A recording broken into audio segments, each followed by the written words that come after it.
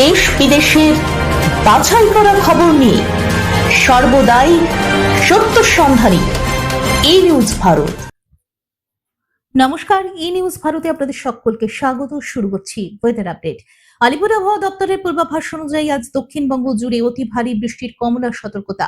কলকাতা সহ 7 জেলায় ভারী বৃষ্টির হলুদ সতর্কতার সঙ্গে 30 থেকে 40 কিলোমিটার বেগে ঝোড়ো হাওয়া বইতে পারে বলে জানিয়েছে হাওয়া অফিস। বৃহস্পতি, শুক্র এবং শনিবার ভারী থেকে অতি ভারী বৃষ্টির পূর্বাভাস রয়েছে, তবে রবিবার থেকে বৃষ্টি কমতে পারে বলেই জানানো হয়েছে। মৌসুমী অক্ষরেখাও একটি ঘূর্ণাবর্তের জেরে দক্ষিণবঙ্গ জুড়ে প্রবল বৃষ্টির পূর্বাভাস জারি করা হয়েছে।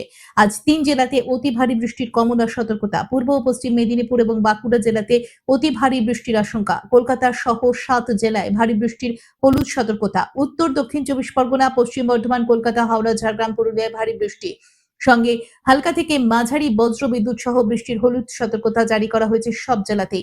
অন্যদিকে উত্তরবঙ্গে আজ বৃষ্টির সম্ভাবনা কমবে। দার্জিলিং, কালিম্পং, কোচবিহার, জলপাইগুড়ি, আলিপুরদুয়ারে ভারী বৃষ্টির হলুদ সতর্কতা বজায় রয়েছে পূর্বের মতোই।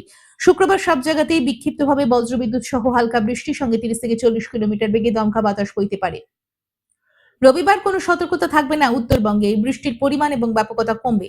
আজ কলকাতায় সারাদিন মেঘলা আকাশ। আজ কলকাতা ও তার পার্শ্ববর্তী অঞ্চলে দিনের সর্বোচ্চ তাপমাত্রা 29 ডিগ্রি সেলসিয়াস, সর্বনিম্ন 27 ডিগ্রি সেলসিয়াস।